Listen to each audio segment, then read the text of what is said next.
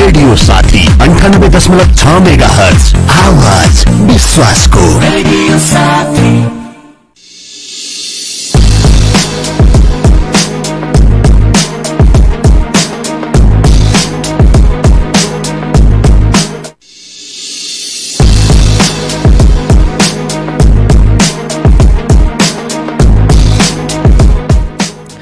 नमस्कार, रेडियो साथीको विशेष प्रसारणमा दैनिक प्रस्तुति कोरोना सेरेफेरमा हार्दिक स्वागत गर्छु। प्राविधिक साथी वन्दना आचार्यसँगै म जी आरदी ताल। कोरोना भाइरस कोभिड-19बाट बच्न अपनाउनु पर्ने पर्याप्त सावधानी र सचेतना केन्द्रित कार्यक्रम कोरोना सेरेफेरमा हामी महामारीको रूपमा विश्वभर फैलेको कोरोना भाइरस यसले निम्त्याएको सङ्कट र रोकथाममा केन्द्रित रहेर कुराकानी गर्ने गर्छौं।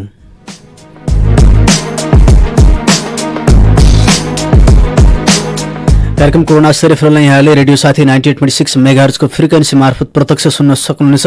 साथसाथै रेडियो साथी.com लगइन गरेर विश्वभर यहाँले अनलाइन मार्फत पनि प्रत्यक्ष रूपमा सुन्न सक्नुहुनेछ। साथसाथै कार्यक्रम कोरोना सेरेफेरलाई हामीले फेसबुक टाइमलाइनमा लाइभ छोडेका छौं, त्यहाँ गएर पनि सुन्न सक्नुहुनेछ। सँगसँगै रेडियो साथीको आफ्नै मोबाइल एप छ, प्ले स्टोरमा गएर डाउनलोड गरेर पनि सुन्न सक्नुहुनेछ। विभिन्न माध्यमबाट यहाँको सुविधा अनुसार कार्यक्रम कोरोना सेरेफेरलाई यहाँले सुन्न सक्नुहुन्छ र सुन्दै आइरहनु भएको छ।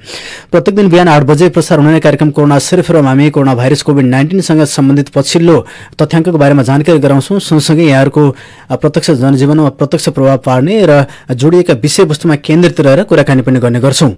सबैभन्दा पहिले यहाँलाई जानकारी गरौँ विश्वको तथ्याङ्कको बारेमा। कोरोना भाइरस कोभिड-19बाट विश्वमा यति बेला संक्रमित हुनेको संख्या बढिरहेको छ र अहिलेसम्म 85 लाख भन्दा बढी व्यक्तिहरू संक्रमित भइरहेको अवस्था छ।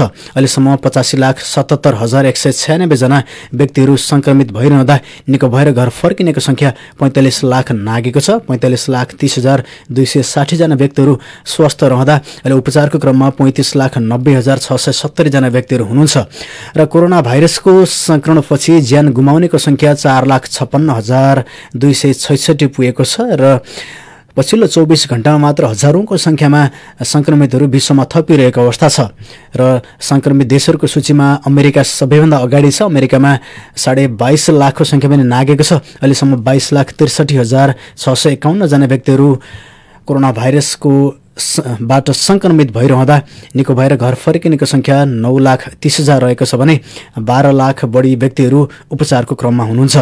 त्यस्तै अमेरिकापछि ब्राजिलमा पनि संक्रमण तीव्र गतिमा फैलिरहेको छ। ब्राजिलमा 9,83,359 जना संक्रमितहरू हुनुहुन्छ, जसमध्ये 5,20,000 निको भएर घर फर्किँदा 47,000 बढी व्यक्तिहरूले ज्यान गुमाएको तथ्याङ्क ब्राजिलमा छ। अमेरिकामा मात्र ज्यान गुमाउनेको संख्या 1,20,000 नआएको छ। त्यस्तै ब्राजिलपछि रसिया तेस्रो नम्बरमा छ। रसियामा संक्रमितको संख्या 5,61,000 नआएको छ भने अहिलेसम्म 7,000 बढी व्यक्तिहरूले ज्यान गुमाएको तथ्याङ्क रसियामा छ। विशेष गरी रसियामा चाहिँ स्वास्थ्य सेवा राम्रो रहेको र कम व्यक्तिहरूले ज्यान गुमाएको तथ्याङ्क छ। रसिया भन्दा कम संक्रमित देशमा पनि मृत्युदर बढिरहेको छ। भारतको मात्र उदाहरण हेर्ने हो भने करिब भारतमा 3,81,091 जना व्यक्तिहरू कोरोनाबाट संक्रमित भइरहँदा निधन हुनेको संख्या 12,000 नागेको छ र छिमेकी राष्ट्र भारतको प्रत्यक्ष प्रभाव नेपालमा पनि परिरहेको छ। 3,81,091 जना व्यक्तिहरू संक्रमित भइरहँदा निको भएर घर फर्किनेको संख्या 2,05,182 पुगेको छ भने 1,63,305 जना व्यक्तिहरू उपचारको क्रममा हुनुहुन्छ, जसमध्ये 9,000 को हाराहारीमा सिरियस क्रिटिकल केस अन्तर्गत हुनुहुन्छ भारतमा। र भारतको प्रत्यक्ष प्रभाव नेपालमा पनि परिरहेको छ। भारतमा संक्रमण बढिरहँदा भारतमा रहेका नेपालीहरू नेपाल फर्किने अवस्था बढिरहँदा पनि नेपालमा पछिल्लो समयमा संक्रमितहरू सयौंको संख्यामा थपिरहनु भएको छ र नेपालमा कोरोना भाइरसबाट संक्रमितको संख्या 7,848 पुगेको छ र अहिलेसम्म कोरोना भाइरसको संक्रमणपछि निको भएर घर फर्किनेको संख्या 1186 पुगेको छ र पछिल्लो समयमा हिजो मात्र 19 जना व्यक्तिहरू निको भएर घर फर्किँदा नेपालमा कोरोनाको संक्रमणपछि स्वस्थ हुनेको संख्या 1186 पुगेको छ भने अहिले 6,640 जना 6,640 जना व्यक्तिहरू आइसोलेसनमा रहेर उपचारको क्रममा हुनुहुन्छ। त्यस्तै विशेष गरेर पछिल्लो दिनमा क्वारेन्टाइनमा बस्ने व्यक्तिहरूको संख्या घट्दो क्रममा छ र हिजोको मितिसम्म क्वारेन्टाइनमा रहने व्यक्तिहरूको संख्या 1,16,215 पुगेको छ र जसरी पछिल्लो समयमा क्वारेन्टाइनमा बस्ने व्यक्तिहरू बढिरहँदाखेरि विशेष गरी यो पछिल्लो हप्तामा चाहिँ भारतमा रहेका नेपालीहरू फर्किरहँदाखेरि करिब 2 लाखको हाराहारीमा पुगेको क्वारेन्टाइनमा बस्ने व्यक्तिहरूको सङ्ख्याले घटेर 1,16,000मा आइपुगेको छ। 1,16,215 जना व्यक्तिहरू क्वारेन्टाइनमा हुनुहुन्छ र PCR परीक्षणको सङ्ख्या नेपालमा 1,55,000 नआएको छ र 1,55,518 वटा PCR का परीक्षण हुँदा अहिलेसम्म 7,848 वटा नतिजाहरू पोजिटिभ आएका छन् र आरटीटी परीक्षणलाई पनि नेपाल सरकारले बढाइरहेको छ। यद्यपि आरटीटी परीक्षणको विश्वसनीयतामाथि प्रश्नहरू उठिरहेका छन्। अहिलेसम्म 2,43,000 बढी व्यक्तिहरूमा आरटीटीको परीक्षण गरिसकिएको छ र हिजो मात्र नेपालमा एकै दिन सबैभन्दा धेरै संक्रमितहरू रहने दिनको रूपमा रहेको छ र 671 जना व्यक्तिहरू हिजो मात्र संक्रमित हुनुभएको छ एकै दिनमा र पछिल्लो दिनमा चाहिँ दैनिक रूपमा नयाँ रेकर्ड बनाइरहेको छ नेपालले र दैनिक रूपमा चाहिँ सबैभन्दा धेरै संक्रमितहरू थपिने प्रत्येक दिन बढिरहेको अवस्था छ र हिजो मात्र 671 जनामा संक्रमण देखिँदा हिजो कैलालीमा निधन भएका 2 जना व्यक्तिहरूमा पनि कोरोनाको संक्रमण पुष्टि भएको छ। सँगसँगै नेपालमा कोरोना भाइरसको संक्रमणपछि ज्यान गुमाउनेको संख्या पनि 22 पुगेको छ। त्यस्तै हिजो थप एक जिल्लामा संक्रमण देखिएको छ। मनाङ जिल्लामा पनि संक्रमण देखिँदा अब नेपालका 74 जिल्लामा कोरोनाको संक्रमण देखिएको छ र अब 3 जिल्ला मात्र बाँकी रहेको अवस्था छ। र यहाँलाई जानकारी गराउँ झापाको अवस्था। झापामा कोरोना संक्रमितको संख्या 181 पुगेको छ। स्वास्थ्य कार्यालय झापाले दिएको तथ्याङ्क अनुसार झापाका जम्मा 13 वटा स्थानीय तहमा 14 वटा स्थानीय तहमा चाहिँ कोरोनाको संक्रमण फैलिएको अवस्था छ। आधिकारिक रूपमा बिर्तामोड नगरपालिकामा कोरोनाको भाइरस संक्रमण नभएको जानकारी स्वास्थ्य कार्यालयले दिएको छ र बिर्तामोड नगरपालिकाभित्र रहेका क्वारेन्टाइन अथवा कुनै पनि स्थलमा कोरोनाको संक्रमण अहिलेसम्म देखिएको छैन। र झापाका संक्रमितहरूमा कचनकौल गाउँपालिकामा सबैभन्दा धेरै हुनुहुन्छ 128 जना संक्रमितहरू हुनुहुन्छ। त्यस्तै गौरीगञ्जमा 16 जना, बारादशीमा 7 जना, भद्रपुर र बुद्ध शान्तिमा 5-5 जना संक्रमित हुनुहुन्छ। त्यस्तै गोरादर हल्दीबारीमा 4-4 जना रहँदा मेचीनगर र कन्काईमा 3-3 जना हुनुहुन्छ। त्यस्तै अर्जुनधारा नगरपालिकामा 2 जना संक्रमित रहँदा दमक नगरपालिका, शिवशताक्षी नगरपालिका, कमल गाउँपालिका र झापा गाउँपालिकामा 1-1 जना संक्रमित हुनुहुन्छ। यसरी जम्मा 181 जना व्यक्तिहरू चाहिँ झापामा संक्रमित हुनुहुन्छ र निको भएर घर फर्किनेको संख्या 126 रहेको छ। र झापामा विशेष गरी भारतमा रहेका नेपालीहरू पूर्वी नाका काँकरभिटा हुँदै नेपाल प्रवेश गर्ने क्रम पनि बढिरहेको छ र हिजो मात्र थप 79 जना व्यक्तिहरू नेपाल प्रवेश गर्नुभएको जानकारी प्राप्त भएको छ र हालसम्म झापाबाट भित्रिने नेपालीहरूको संख्या 4675 रहेको जानकारी पनि प्राप्त भएको छ र अन्यत्र जिल्ला गएका मानिसहरूको संख्या दैनिक रूपमा बढिरहेको छ। हालसम्म अन्यत्र जिल्ला गएको संख्या 4657 रहेको छ, जसमा झापामा मात्र PCR पोजिटिभ आएको संख्या 181 रहँदा निको भएर घर फर्किनेको संख्या 126 छ। त्यस्तै PCR पोजिटिभ भई हाल झापामा उपचाररत संख्या 55 रहँदाखेरि हालसम्म झापामा गरिएको PCR कलेक्सनको संख्या 4496 रहेको छ भने आरटीटी कलेक्सनको संख्या 2663 रहेको छ र जम्मा परीक्षण झापामा मात्र कोभिड-19 कोरोना भाइरसको जम्मा परीक्षणको संख्या 7139 रहेको स्वास्थ्य कार्यालय झापाले जानकारी दिएको छ।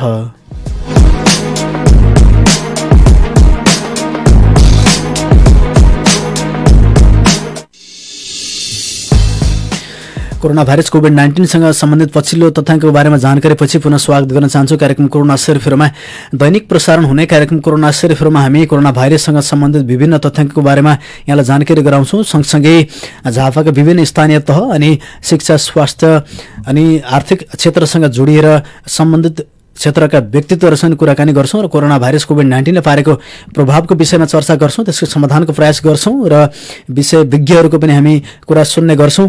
सँगसँगै यहाँहरूलाई चाहिँ कोरोना भाइरसबाट बच्नको लागि अपनाउनुपर्ने पर्याप्त सावधानी, सचेतना, सँगसँगै नेपाल सरकार अनि प्रशासन तहबाट जारी भएका सूचनाहरू र विशेष गरेर पछिल्लो घटनाको बारेमा जानकारी पनि गराउँछौँ। सँगसँगै रेडियो साथीका विभिन्न समयमा प्रसारण हुने समाचार बुलेटिनबाट र कार्यक्रमहरूबाट पनि हामी नियमित रूपमा कोरोना भाइरस कोभिड-19 सँग सम्बन्धित तथ्याङ्कहरू सार्वजनिक गरिरहेका छौँ।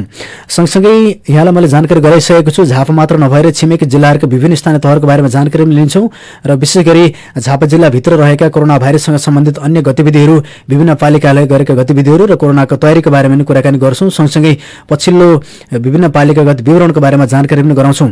सोही सन्दर्भमा आज हामी झापाको हल्दीबारी गाउँपालिकातर्फ लाग्दैछौँ र हल्दीबारी गाउँपालिकामा हिजो मात्र पनि संक्रमण देखिएको छ। पछिल्लो अवस्थाको बारेमा यति बेला हल्दीबारी गाउँपालिकाका स्वास्थ्य शाखा प्रमुख पुष्कर निरोला हाम्रो सम्पर्कमा जोडिनु भएको छ। पुष्कर सर, यहाँलाई स्वागत छ रेडियो साथीमा। हजुर नमस्कार, म पुष्कर निरोला, हल्दीबारी गाउँ। के छ सर अहिले हल्दीबारीको पछिल्लो अवस्थाको बारेमा जानकारी गराइदिनुहोस् न। हल्दीबारीको पछिल्लो अवस्था गर्दाखेरि अब हामीले 2टा क्वारेन्टाइनबाट विदेशबाट आउने मान्छेहरूलाई सेवा दिइरहेको अवस्था छ होइन। त्यस क्रममा अहिलेसम्म हामीसँग 102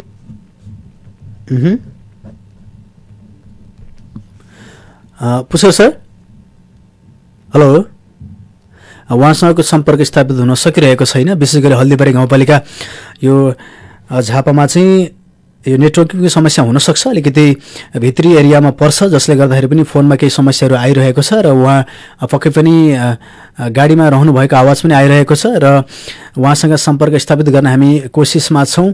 यद्यपि झापाको हल्दीबारी गाउँपालिकामा हिजो मात्र थप 2 जना व्यक्तिहरूमा चाहिँ सङ्क्रमण देखिरहँदाखेरि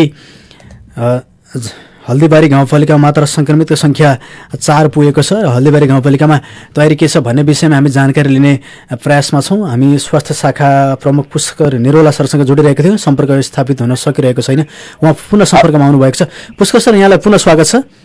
हजुर नमस्ते। हजुर के छ सर पछिल्लो त्यहाँको सङ्क्रमित सङ्ख्याको बारेमा जानकारी गराइदिनुहोस् न। पछिल्लो अवस्थामा हामीले 2 गते जुन PCR कलेक्सन गरेर पठाएको थियौँ 28 जनालाई, त्यस क्रममा 2 जनाको चाहिँ पोजिटिभ आएको हो। 2 जना महिलाको पोजिटिभ आएको हो र उहाँहरू 2 जनालाई हामीले कोभिड अस्पताल विराटनगरमा थप उपचार व्यवस्थापनको लागि पठाएको अवस्था छ सर। जस्तो यस अघिको सङ्क्रमितहरूको अवस्था चाहिँ कस्तो छ? अघिल्लो पटकको 2 जनाको सङ्क्रमितको अवस्था राम्रो छ, उहाँहरूको स्वास्थ्य सामान्य अवस्था रहेको छ। अब उहाँहरूको डिस्चार्ज हुने क्रममा हुनुहुन्छ भन्ने हामीले खबर पाएका छौँ। अब जस्तो अहिले क्वारेन्टाइनमा रहेका व्यक्तिहरू चाहिँ जस्तो सङ्क्रमितहरू त्यही क्वारेन्टाइनबाट रहँदाखेरि चाहिँ अन्य व्यक्तिमा हुन जाने सङ्क्रमणको अवस्था कस्तो छ? हामीले कस्तो गर्यो भने महिलाहरूको लागि छुट्टै क्वारेन्टाइनको व्यवस्था गरेको थियौँ हामीले। त्यसका लागि महिलाहरू आएको नै त्यो महिला कति बस्नुहुने अरू 5 जना महिलाहरूको चाहिँ अहिले हामी फेरि यहाँ सब कलेक्सन गरिरहेका छौँ। सब कलेक्सन समस्या पनि अहिले अनि सब कलेक्सन गर्ने अवस्था छ अहिले। हिजो सङ्क्रमण देखिएका महिलाहरू हुनुहुन्थ्यो, उहाँहरू कहाँबाट आउनु भएको छ, अन्य कति हुनुहुन्छ त्यहाँ क्वारेन्टाइनमा, जानकारी गराइदिनुहोस् न। उहाँहरू चाहिँ 29 गते काठमाडौँ कुवेतबाट आउनुभयो काठमाडौँ होइन, अनि त्यसपछि 31 गते हामीसँग आइदिनु भएको छ हल्दीबारी क्वारेन्टाइनमा र उहाँहरू सबैजना कुवेतबाट आउनुभएको हो हल्दीबारी निवासी र हामीले 2 गते PCR कलेक्सन गरेर पठाएका थियौँ। त्यही भएर उहाँहरूको चाहिँ हिजोको रिपोर्टमा पोजिटिभ आएको छ। अन्य क्वारेन्टाइनमा बस्ने अरू हामीसँग 32 जना हुनुहुन्थ्यो अरू छुट्टै क्वारेन्टाइनमा जनक जागृति भवनमा वार्ड नम्बर 2 को, उहाँहरू सबैको नेगेटिभ आएको छ र उहाँहरूलाई हामीले डिस्चार्ज गरेका छौँ। अरू हामीसँग बस्ने हुनेहरूको पनि आज हामी PCR गर्दैछौँ सर। जस्तो अब PCR कलेक्सनको लागि यहाँहरूसँग चाहिँ स्वास्थ्य शाखा मार्फत अथवा प्रदेशबाट उपलब्ध भएको किटहरूको अवस्था चाहिँ कस्तो छ? अब यो चाहिँ हामीलाई PCR को लागि हामीलाई के छ भने प्रदेशबाट उपलब्ध भएको छैन। हामीहरू स्थानीय पालिकाले हल्दीबारी गाउँपालिकाले आफैले खरिद गरेको भिटिएमले प्रयोगमा ल्याइरहेका छौँ। त्यसमा हामीलाई थोरै 100 झापाली झापा विदेश मञ्च भनेको संस्था छ, त्यसले डोनेट गरेको अवस्था थियो होइन, र त्यसबाट हामीले काम गरिरहेका छौँ सर। जस्तो अब हल्दीबारीमा चाहिँ बाहिरबाट तेस्रो मुलुक सँगसँगै भारतबाट आउने व्यक्तिहरूको सङ्ख्या कस्तो छ? विशेष गरी झापाको चाहिँ अब दक्षिणी भेगमा परेको गाउँपालिका भएको हिसाबले चाहिँ अब लोकशिविरमा आउने व्यक्तिहरूको सङ्ख्या यसअघि पनि थियो, अहिले चाहिँ बाहिरबाट आउने व्यक्तिहरूको सङ्ख्या कस्तो छ? अहिले पनि हामीसँग चाहिँ दिनमा 5 जना 6 जना गरेर आइरहनु भएको छ। अब हामीले सबै वार्डमा तथ्याङ्क सुनाउनु पर्दाखेरि चाहिँ 600 जतिको हाराहारीमा भारतबाट आउने देखिन्छ र सबै अब अरू देशको लगभग 332 सङ्ख्यामा तथ्याङ्कहरू हामीसँग गएको छ सर। अहिले आउने त्यहाँ आइसकेको सङ्ख्या चाहिँ कति छ? आइसकेको सङ्ख्या भन्दाखेरि हामीले 105 जनालाई चाहिँ हामीले अहिलेसम्म यहाँ ल्याइसकेका छौँ, आइसकेका छौँ। जति पनि क्वारेन्टाइनमा हुनुहुन्छ उहाँहरूको व्यवस्थापन खानपानको अवस्था चाहिँ कसरी बेहोर्दै हुनुहुन्छ, कसले हेर्दैछ? अहिले यो हल्दीबारी क्वारेन्टाइनमा बस्ने सबैको खानपानको व्यवस्था चाहिँ हल्दीबारी गाउँपालिकाले नै व्यवस्था गरेको छ सर। निश्चित रूपमा हल्दीबारी गाउँपालिकाले नै व्यवस्था गरेको छ। अनि स्वाब सङ्कलनको लागि चाहिँ स्वास्थ्य कर्मीहरूको परिचालनको व्यवस्थापन कसरी मिलाउँदै हुनुहुन्छ?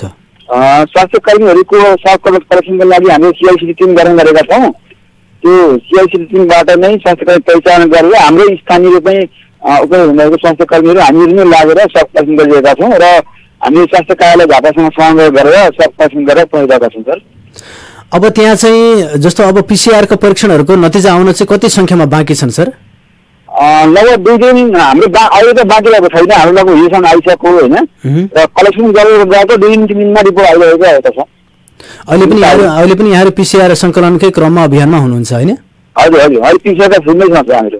अब यहाँहरूको हल्दीबारी गाउँपालिका चाहिँ भद्रपुर नगरपालिकासँग पनि सिमाना जोडिएको छ, सँगसँगै दक्षिणतिर चाहिँ सम्भवतः मलाई लाग्छ केचना कवलसँग पनि जोडिएको हुनुपर्छ होइन? केचना कवलमा चाहिँ 128 जना सङ्क्रमितहरू हुनुहुन्छ, भद्रपुरमा पनि हुनुहुन्छ। यहाँहरू अन्य पालिकाहरूको तर्फबाट हुनसक्ने सङ्क्रमणको सम्भावना चाहिँ हल्दीबारीले कसरी हेरेको छ, कस्तो सचेतना अपनाउँदै हुनुहुन्छ? अब अरू पालिकाबाट आउनु हुनेलाई पनि हामीले के छ भने प्रत्येक वार्डबाट नै स्वयंसेवकहरूबाट पहिचान गरेर उहाँहरूले निगरानी गरिनु भएको छ र अब बाहिर आउने व्यक्तिहरूलाई पनि हामीले उच्च सतर्कता राखेका छौँ र अब उहाँलाई पनि होम क्वारेन्टाइनको व्यवस्था गर्ने र त्यस्तो एरिया आउनेहरूलाई हामीले फेरि आरटी पिसिआर पनि गरिरहेका छौँ अहिले।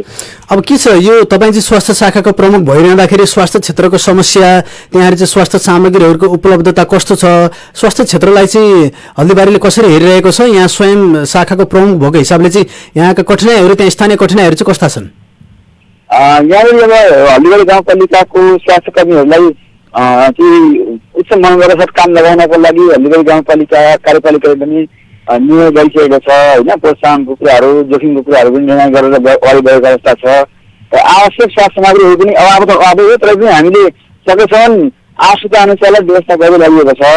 त्यसकारण हल्दीबारी गाउँपालिकामा अहिलेको अवस्थामा स्वास्थ्यकर्मीहरू मनोबलका साथै फर्किनु भएको अवस्था छ र त्यसलाई कायम गर्नको लागि कार्यपालिकाले निर्णय गरेर जोखिम भत्ताहरू, प्रोत्साहन भत्ताहरू दिने भन्ने खालको निर्णय लिइसकेको छ।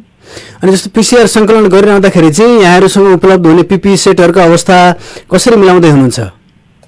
पिपी सेटहरू हामीले स्थानीय पालिकाबाट नै खरिद गरेर त्यो अनुसारले हामीले त्यही परिचालन गर्दैछौँ अहिले। भनेपछि समग्रमा हल्दीबारी गाउँपालिकामा चाहिँ अहिले स्वास्थ्यको क्षेत्र लगायत अन्य क्षेत्रमा चाहिँ अहिले राम्रोसँग काम रहँदै आएको अवस्था हो? हजुर, अहिलेसम्म स्वास्थ्य क्रममा स्वास्थ्यहरूलाई नै सहयोग भइरहेको छ। नियमित सेवाले हामीले सञ्चालन गरिरहेको अवस्था छौँ। अब 5वटा वार्डहरू छ, पनि धेरै छैन, 35वटा सङ्ख्या हो होइन। त्यसमा हामी लगभग 35 जना स्वास्थ्यकर्मीहरू छौँ र सबैजनाले चाहिँ कोही फिभर क्लिनिकमा, कोही क्वारेन्टाइनमा, कोही स्वास्थ्य पहिचान गरेर काम गरिरहेको छ। अब यो यहाँ चाहिँ स्वास्थ्य क्षेत्रको व्यक्ति भएको हिसाबले चाहिँ अब विश्व स्वास्थ्य सङ्गठनलाई पनि यो सामाजिक दूरी कायम गर्नुपर्छ, फिजिकल डिस्टेन्स मेन्टेन गर्नुपर्छ भन्ने कुराहरू आइरहँदाखेरि पनि नेपालमा चाहिँ यसको पालना नभएको गुनासो भइरहँदाखेरि यहाँको गाउँपालिकाभित्र चाहिँ यो विशेष गरेर लकडाउनको मोडालिटी परिवर्तन हुँदैछ, अब सङ्क्रमण चाहिँ जोखिम बढ्दैछ। यद्यपि लकडाउन खुकुलो हुँदै गर्दाखेरि चाहिँ यहाँहरूले त्यहाँ सामाजिक दूरी कायम गर्ने सवालमा कसरी समन्वय गर्दै हुनुहुन्छ? त्यहाँको स्थानीयहरूको अवस्था चाहिँ कसरी हेर्नु भएको छ, कस्तो छ त्यहाँको अवस्था सर? पक्कै पनि सर, अब स्वास्थ्य कर्मीको हैसियतले हामीले लकडाउन अलिक खुकुलो हुने गइसके पछाडि सोसियल डिस्टेन्स मेन्टेन गर्ने भन्ने कुरा जुन छ होइन, दूरी कायम गर्ने, त्यो कुरा अलिकति चुनौतीपूर्ण छ। अब हाम्रै स्वास्थ्य क्षेत्रमा पनि हामीले खोप सञ्चालन गरिरहेका छौँ 2 गतेदेखि र खोप सञ्चालन गर्ने क्रममा पनि अब हामीलाई डिस्टेन्स मेन्टेन गर्ने अनि त्यसपछि त्यसरी स्वास्थ्य सामग्री प्रयोग गर्ने भन्ने कुरा चेतना जगाउनको लागि, यसलाई पालना गर्नको लागि अत्यन्तै गाह्रो छ। तर पनि अब हामीले सबै जनप्रतिनिधि, स्वास्थ्यकर्मी, सामाजिक अगुवा सबैलाई के अनुरोध गर्न चाहन्छु भने हामीले अब सबैसँग आफू सुरक्षित रहनको लागि सामाजिक दूरी कायम गर्दै अति आवश्यक अवस्थामा मात्रै भिडमा जानु हुनको लागि र सियालिने हुनको लागि अनुरोध गर्दै गएका छौँ। अब यसमा यो कुरा अलिकति छ भने यस्तै चुनौतीपूर्ण नै छ अहिलेको अवस्थामा। हल्दीबारी गाउँपालिकाले कस्तो भने अहिले गाउँ नै भएको हुनाले अहिले खेतीपातीको समुदायमा मान्छेहरू आफ्नो काम लागिरहेको अवस्था छ र भने अब अहिले स्कुलहरू बन्द नै छ, त्यस कारणले गर्दा धेरै भिडभाडको अवस्था छैन। तर पनि चोकमा बस्ने भने चिया खाने, भेला हुने यस्तो क्रम चाहिँ पहिलो दिन चलिरहेको अवस्था छ अहिले छ। तर पनि सुरक्षाकर्मीहरूले उहाँसँगको सम्पर्क विच्छेद भएको छ र विशेष गरी यो भौगोलिक क्षेत्रले पनि अलिक विकट क्षेत्र पर्ने गर्छ। हल्दीबारी गाउँपालिकामा हामी सम्पर्क स्थापित गर्ने प्रयासमा छौँ। यद्यपि कार्यक्रमको हामी कुराकानीको अन्त्यतिर पनि छौँ र विशेष गरी आज हामी हल्दीबारी गाउँपालिकाका स्वास्थ्य शाखा प्रमुखसँग जोडिएर कुराकानी गर्दैछौँ। विशेष गरी हल्दीबारी गाउँपालिकामा पनि संक्रमण देखिरहँदाखेरि त्यहाँको गाउँपालिकाको तयारीको अवस्थाको बारेमा सँगसँगै स्वास्थ्य सावधानी अनि स्वास्थ्यको क्षेत्रमा चाहिँ हल्दीबारी गाउँपालिकाले कस्तो रणनीति अपनाउँदैछ भन्ने विषयमा केन्द्रित रहेर कुराकानी गर्दैछौँ। विशेष गरी पछिल्लो समयमा नेपालमा कोरोनाको संक्रमण पनि बढ्दैछ, सँगसँगै लकडाउन खुकुलो हुँदै गएको जनगुनासोहरू पनि प्राप्त भइरहेका छन् र विश्वका विभिन्न मुलुकहरूमा जहाँ लकडाउन खुकुलो बनाएको छ त्यसपछि लाखौंको संख्यामा संक्रमितहरू थपिएको ब्राजिल, रसिया जस्ता देशहरूका उदाहरणहरू पनि छन्। हामीसँग पुनः पुष्कर सर जोडिनु भएको छ। सर, हामी कुराकानीको अन्त्यतिर छौँ। अब संक्रमण देखिरहँदाखेरि पोजिटिभ भएका व्यक्तिहरूलाई उपचारमा लाने कुरामा व्यवस्थापनमा चाहिँ सवारी साधनहरू लगायतको व्यवस्थापन कसरी मिलाउँदै हुनुहुन्छ? हामीले हल्दीबारी गाउँपालिकाले नेपाली रेड क्रस सोसाइटीको जुन एम्बुलेन्स छ हल्दीबारी स्थित त्यसलाई हामीले आफैले लिएका छौँ अहिले 2 महिनादेखि। र त्यो लिएको एम्बुलेन्स चाहिँ हामी त्यसलाई अहिले कोभिड-19 को लागि भने पहिचान गरिएको अवस्था छ र अब संक्रमित लानको लागि पनि हामीले हिजो पनि र अघिल्लो चरणमा पनि उहाँलाई नै टिपी सेट दिएर अब त्यो एम्बुलेन्सको जुन एउटा अवस्था त्यसलाई चाहिँ बनाएका छौँ। अगाडिको भागलाई पार्टिसन गरेर एम्बुलेन्समा व्यवस्थित तयारी गरेका छौँ। त्यही एम्बुलेन्समा राखेर नै हामीले संक्रमितलाई उहाँ लाने गरेका छौँ। सर, अन्त्यमा जस्तो गाउँपालिकाभित्र रहेका आम नागरिकहरूले स्वास्थ्य सेवा प्राप्त गरिरहँदाखेरि चाहिँ त्यहाँको अवस्था कस्तो छ? विशेष गरी यो कोरोना भाइरसको अहिले एक किसिमको त्रास छ, यो सँगसँगै अन्य थुप्रै रोगीहरूका प्रभावितहरू व्यक्तिहरू हुन सक्नुहुन्छ। उहाँले स्वास्थ्य सेवा लिने क्रममा चाहिँ उहाँहरूलाई कसरी समन्वय गर्दैनुहुन्छ? उहाँहरू बाहिर जाने कुराहरूको अवस्था कस्तो छ? समग्रमा आम नागरिकहरूले स्वास्थ्यको उपलब्धता छ कि छैन, सेवा लिन पाइरहेको अवस्था छ कि छैन हल्दीबारीमा? अब यो हल्दीबारी गाउँपालिका लगायत स्थानीय तहको एउटा मेन मुख्य कार्यक्रम भनेको आधारभूत स्वास्थ्य सेवा प्रदान गर्ने हो होइन। र त्यो आधारभूत स्वास्थ्य सेवा प्रदान गर्ने क्रममा हल्दीबारी गाउँपालिकाले पनि आफ्नो योजनाहरू बनाएर काम गरिरहेको अवस्था छ। र अब यो पछिल्लो दिनहरूमा यो कोभिड-19 को संक्रमण सँगसँगै त्यो आधारभूत स्वास्थ्य सेवा प्रदान गर्ने क्रममा केही चुनौतीहरूको अवस्था पक्कै पनि रहेको छ। त्यस क्रममा अहिले चाहिँ हामीले यो पछिल्लो दिनहरूमा अलिक सहजी ढङ्गबाट जनतालाई दिने स्वास्थ्य सेवाहरू जुन आधारभूत स्वास्थ्य सेवाहरू छन्, निशुल्क औषधि वितरण कार्यक्रमहरू छन्, त्यो बाहेकका अन्य स्वास्थ्य सेवाहरू अन्य स्वास्थ्य सेवाहरू अत्यावश्यक स्वास्थ्य सेवाहरू भयो त्यसलाई चाहिँ हल्दीबारी गाउँपालिकामा स्वास्थ्य सेवाहरूलाई हामीले अलिकति व्यवस्थित ढङ्गले नै गरिरहेको अवस्था छ अहिले। र आम जनताहरूलाई आम हल्दीबारीवासीलाई म के अनुरोध गर्न चाहन्छु भने आधारभूत स्वास्थ्य सेवा प्रदान गर्नको लागि हाम्रो 5वटा वार्डहरूमा 5वटै स्वास्थ्य संस्थाहरू रहेका छन्। र अब त्यसदेखि बाहेक अरू बिमाका कार्यक्रमहरूमा अरू थप उपचार सेवाका बाहिर जाने अवस्थामा पनि हामीले सहजीकरण गरेर उहाँले एम्बुलेन्सको व्यवस्था पनि गरिरहेको अवस्था छ भने बाहिर जान पर्ने अवस्था छ भने उहाँलाई सिपाही बनाउने, उहाँको डकुमेन्टहरू हेर्ने र सहजीकरण गर्ने काम गरिरहेको अवस्था छ। हुन्छ सर, समय दिनुभयो, यहाँलाई धेरै धन्यवाद दिन चाहन्छु। हवस्, धन्यवाद सर। हुन्छ, यति बेला हामीसँग झापाको हल्दीबारी गाउँपालिका स्वास्थ्य शाखा प्रमुख पुष्कर निरौला जोडिनु भएको थियो र हल्दीबारी गाउँपालिकाको पछिल्लो अवस्थाको बारेमा जानकारी गराउनु भएको छ। कार्यक्रम कोरोना सेरोफेरोमा हामी दैनिक रूपमा यस्तै यहाँहरूसँग दैनिक रूपमा विविध विषयमा जोडिएर हामी कुराकानी गर्ने गर्छौँ। हामी कार्यक्रमको अन्त्यतिर छौँ। यहाँलाई पुनः जानकारी गरौँ, नेपालमा कोरोना भाइरस कोभिड-19बाट संक्रमित हुनेको संख्या 7,848 पुगेको छ। यो हिजो बेलुकीसम्मको तथ्याङ्क हो। यद्यपि गण्डकी प्रदेशमा आज बिहानै थप 24 जनामा कोरोनाको संक्रमण भएको जानकारी गण्डकी प्रदेशको सामाजिक विकास मन्त्रालयले दिएको छ। र गण्डकी प्रदेशमा जम्मा थपिएका 24 जना संक्रमितहरूमा पूर्व नवलपरासीमा 2 जना हुनुहुन्छ, बागलुङमा 14 जना, कास्किङमा 6 जना र स्याङ्जामा 6 जना गरी थप 24 जनामा चाहिँ पुष्टि भएको छ। सँगसँगै बिहानै दुःखद खबर पनि छ। बाजुराको क्वारेन्टाइनमा आत्महत्या गरेका एक पुरुषमा पनि कोरोनाको संक्रमण पुष्टि भएको छ। बाजुराको बडी मालिका नगरपालिका 2 भौनेरामा रहेको सत्यवादी माध्यमिक विद्यालयको क्वारेन्टाइनमा बसेका 45 वर्षीय पुरुषले जेठ 30 गते आत्महत्या गरेका थिए र आत्महत्या गरेकै दिन स्वाब सङ्कलन गरिए पनि कोरोना को रिपोर्ट चाहिँ हिजो बेलुकी साँझ मात्र प्राप्त भएको छ र उनमा चाहिँ कोरोना भाइरस कोभिड-19 को संक्रमण भएको पुष्टि भएको छ। यो चाहिँ स्वास्थ्य तथा जनसङ्ख्या मन्त्रालयले आधिकारिक रूपमा चाहिँ पुष्टि गर्न त बाँकी छ। यद्यपि कोरोना भाइरसबाट यसरी नेपालमा चाहिँ मृत्यु हुनेको संख्या कोरोनाको परीक्षण पछाडि कोरोनाको संक्रमण भएको थाहा भइसके पछाडि भन्दा पनि यो मृत्यु भइसके पछाडि चाहिँ कोरोनाको संक्रमण पुष्टि भइरहेको छ। यद्यपि मृत्युका लागि अन्य कारणहरू पनि हुन सक्छन् भन्ने कुराहरू पनि आइरहेको छ। यद्यपि कोरोनाको पुष्टि भइरहँदाखेरि चाहिँ सबै मृत्यु भएकाहरूलाई कोरोनाकै कारण मृत्यु भएको तथ्याङ्कमा गनिने स्वास्थ्य तथा जनसङ्ख्या मन्त्रालयले जानकारी दिएको छ र सोही अनुसारको अद्यावधिक विवरणको बारेमा जानकारी पनि दिइरहेको छ। र नेपालमा चाहिँ विशेष गरी स्वास्थ्य क्षेत्रमा अझै पनि धेरै समस्याहरू छन् भन्ने चर्चाहरू पनि आइरहेको छ। र विशेष गरेर यो स्वास्थ्य क्षेत्रको लागि चाहिँ बेला बेलामा सुन्ने गर्छौँ र यो सर्वोच्च अदालतले नै विभिन्न किसिमका निर्णयहरू आदेशहरू दिइरहेको अवस्था छ र क्वारेन्टाइनलाई थप व्यवस्थित बनाउनका लागि र मानिसहरूलाई चाहिँ होम क्वारेन्टाइन नपठाउनका लागि पनि अदालतबाट आदेशहरू प्राप्त भइरहेको अवस्था छ। यसबाट नै हामी बुझ्न सक्छौँ कि नेपालले अझ चुस्त दुरुस्त बनाउन जरुरी छ स्वास्थ्यको अवस्थालाई र आम नागरिकहरूलाई स्वास्थ्य सेवा लिनका लागि चाहिँ नेपाल सरकारले अझ धेरै सावधानी सचेतना र विशेष गरी अभियानहरू चलाउन जरुरी देखिएको छ।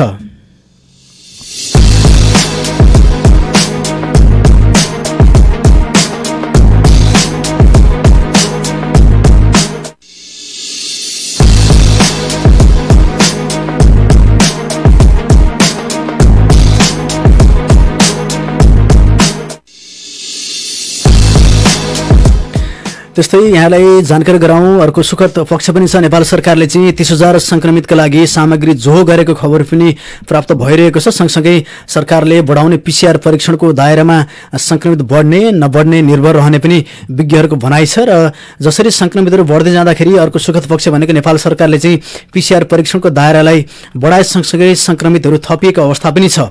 र कोभिड-19बाट संक्रमित संख्या तीव्र रूपमा बढ्दै जाँदाखेरि नेपाल सरकारले असार मसान्तसम्म 30,000 संक्रमितलाई चाहिने स्वास्थ्य सामग्री जोहो गरेको समाचार पनि बाहिरिएको छ। आज बिहानै मात्र स्वास्थ्य तथा जनसङ्ख्या मन्त्रालयका प्रवक्ता मार्फत यो जानकारी गराइएको छ। र नेपालमा चाहिँ हिजो मात्र पनि नेपाल सरकारले असार मसान्तभित्र 40,000 सम्मको संक्रमितहरू बढ्न सक्ने आकलन गरेको छ नेपाल सरकारले। र थप 30,000 संक्रमितहरूलाई चाहिँ चाहिने स्वास्थ्य सामग्रीको जोहो नेपाल सरकारले गरेको भन्ने छ। यद्यपि असार मसान्तभित्र संक्रमित कति पुग्छन् भन्ने औपचारिक रूपमा जानकारी त छैन र यो अद्यावधिक जानकारीको बारेमा आकलनको बारेमा औपचारिक रूपमा संख्याको बारेमा सार्वजनिक भन्ने गरेको छ नि। यद्यपि नेपाल सरकारले गरेको तयारीको बारेमा जानकारी दिएको छ। यहाँलाई जानकारी गराउँ नेपालमा चाहिँ फागुन मसान्तसम्ममा नेपालमा 1 जना मात्र संक्रमित थिए। संक्रमितको संख्या चैत मसान्तसम्म 12 पुग्दाखेरि वैशाख मसान्तसम्म 219 पुगेको छ र ज्येष्ठ मसान्तसम्म 5,760 पुगेको अवस्था छ। र असारका केही दिनहरुमा विशेष गरी यो 4 दिन असारमा बितिसक्दा नेपालमा कोरोना संक्रमितको संख्या चाहिँ 7,848 पुगेको छ। यसबाट पनि हामी अनुमान लगाउन सक्छौं पछिल्लो समयमा कुन दरमा कोरोनाको संक्रमण फैलिरहेको अवस्था छ भन्ने आधारमा पनि हामी आकलन गर्न सक्छौं र नेपालमा कोरोना संक्रमितको संख्या चाहिँ 30,000 माथि पुग्न सक्ने 40,000 50,000 सम्म पुग्न सक्ने आकलन चाहिँ विभिन्न जनस्वास्थ्य विज्ञहरूले पनि गरिरहेका छन् र नेपाल सरकारले पनि गरिरहेको अवस्था छ। र यहाँलाई यो जानकारी गराइरहँदाखेरि यहाँहरु बीचमा चाहिँ हाम्रो उद्देश्य भनेको एउटै मात्र हो कि हामी पर्याप्त सावधानी र सचेतना अपनाउन जरुरी छ। कोरोना भाइरसको संक्रमण चाहिँ जुनसुकै समयमा पनि फैलिन सक्छ भन्ने सन्देश हामी दिन चाहिरहेका छौं र सोही अनुसारको सावधानी सचेतना अपनाएर यहाँहरुको दैनिकीहरुमा लाग्नका लागि हामी हार्दिक आग्रह पनि गर्छौं र नेपाल सरकारले पनि सोही किसिमको आग्रह अनुरोध गरिरहेको अवस्था छ।